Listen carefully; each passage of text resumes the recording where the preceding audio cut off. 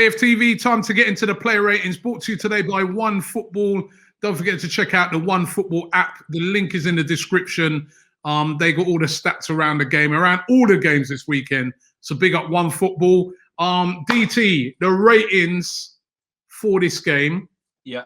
It's going to be interesting because I thought it's probably the defenders that are stars today.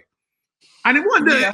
I'm not even going to say that like we were holding on, because we were. We created a lot, but I thought defensively today, apart from one little moment when Cavani could have scored, I thought we were solid today. Solid. Yeah, we were. And it justifies the selection not to put Gabriel in at the moment. And he's going to have to work really hard to get back in the team because, you know, David Luiz, bar a bit of a couple of ropey moments against Southampton the other night, he's been doing well. And credit where it's due. And, you know, we're playing with a makeshift left back as well. Remember that. And I'm just very glad that we've also got an unbelievable goalkeeper between the sticks. Okay, let's start off with him. Leno, we did a combined 11 here on AFTV before the game with some Man United fans, with the guys from United stand. And they were insisting that De Gea being there. I was saying no. It has to be Leno. De Gea did make a good save in that game, but Leno, again, he made an unreal save in the first half. That save was world-class. World-class fingertip save. Unbelievable.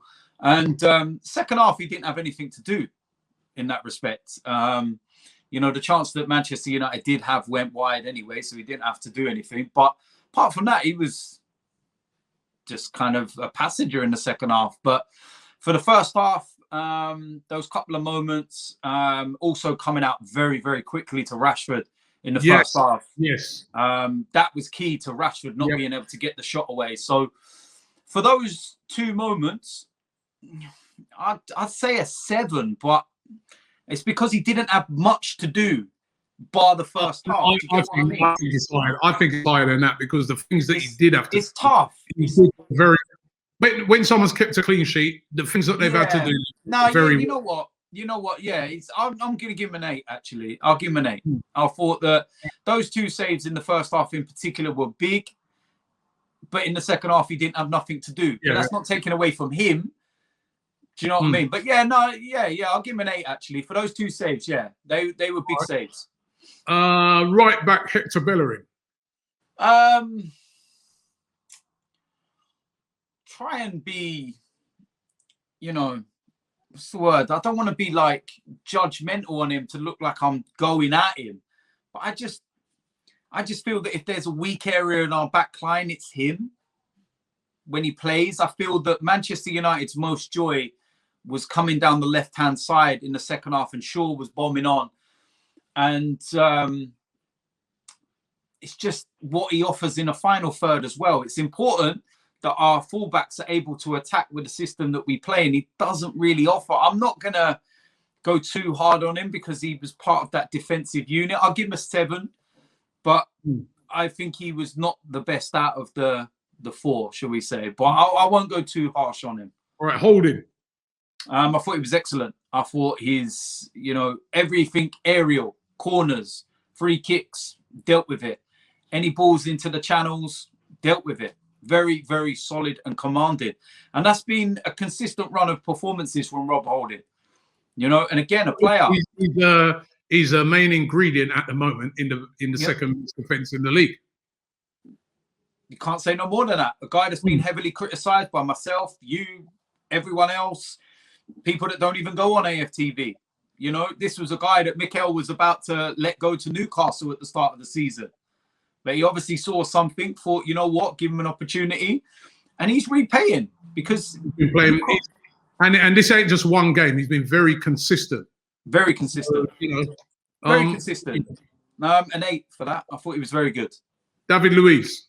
Again, I feel the pair of them, you can't really split them. I thought they were brilliant. I think that I love seeing David Luiz send that deflection over the bar in the first half and the Bruno free kick and him celebrate like a goal because he knows that was important.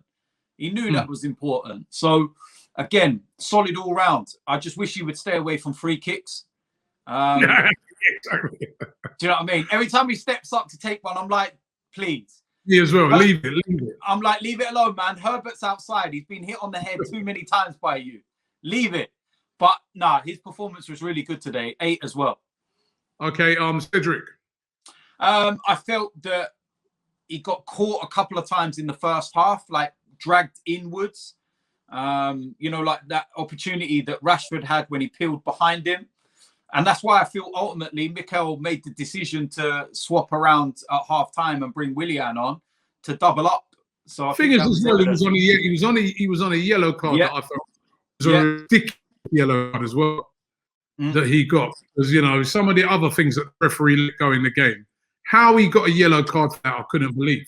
Mate, when you see that Bruno is allowed to put his studs down the back of Granit Xhaka's Achilles.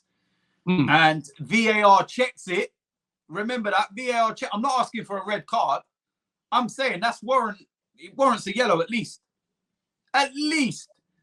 but nothing. But I don't think VAR can tell him to give a yellow, but he should have given a yellow in the first place. Well, there you go. But I really want to see Cedric on the right hand side. I really do. Look, he's doing a job at the moment. He's filling in. Obviously doesn't want to play there, but he's one of these players that gets his nut down, doesn't complain, trains, model professional, gets on with it, and gives you solid 7 out of 10 performances. And that's what I'll give him for this, 7 out of 10. Okay, Partey. Very below par today for me. Still dominated a lot of the midfield. It was more his passing that was off today, which is very unlike Thomas Partey. And there was a couple of moments where he got caught in possession as well. Again, not like him. But I feel that he doesn't look 100% yet. And what is good is that we got 90 minutes in the tank. That's the most important thing, because a fit Thomas Partey is going to be massive for us. Just having his presence in that midfield gives us something a bit different. Do you know what I mean? A 75% Thomas Partey is better than 100% Mohamed El Neni.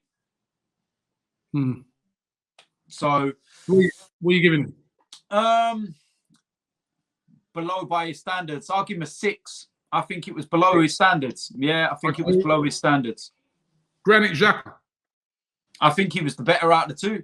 I think that he was very solid in that area. Broke up play when he needed to. Distributed it when he needed to. Overall, good performance, decent all round. So I would probably put him up there with the 2 centre backs, because he helped shield them, with what he was doing in front. So I'd say an 8 for Granit Xhaka as well. 8. Yeah. 8.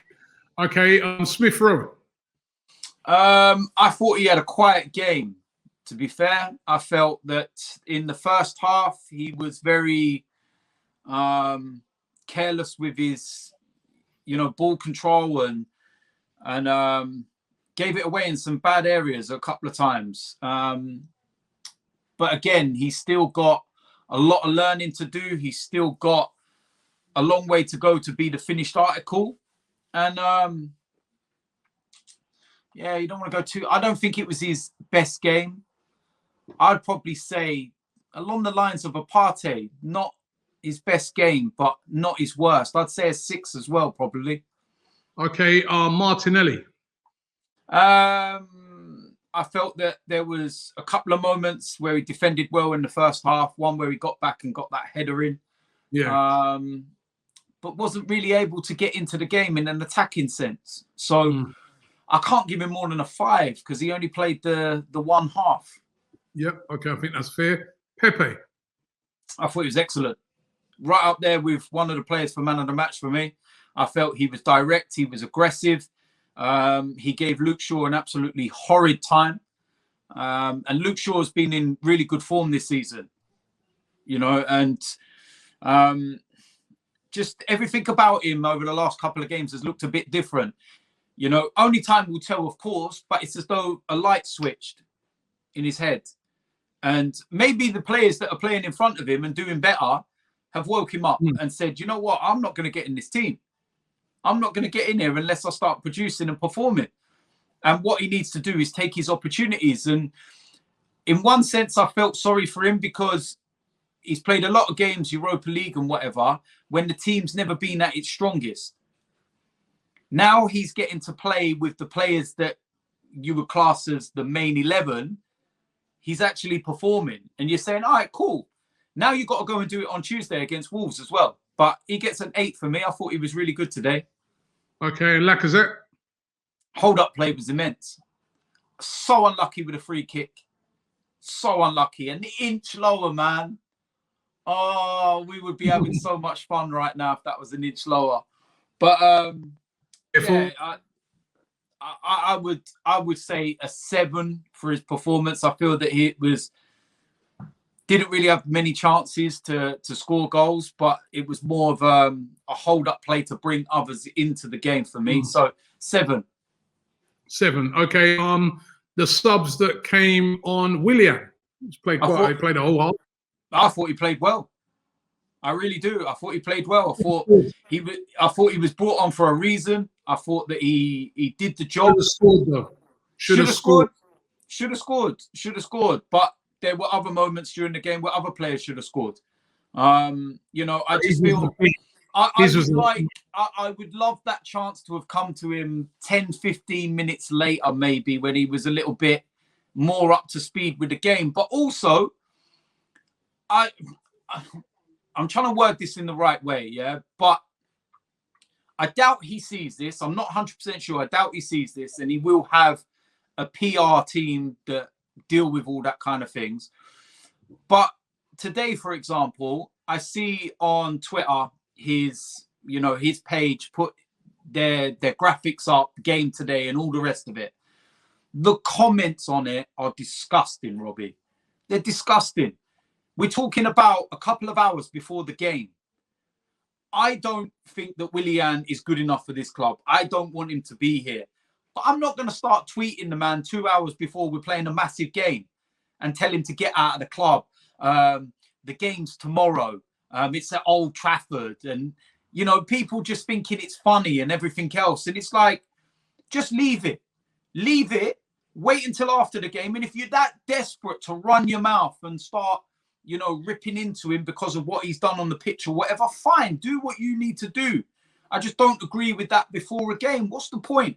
Granted, he may not see it, but somebody's going to see it and he will probably know about it.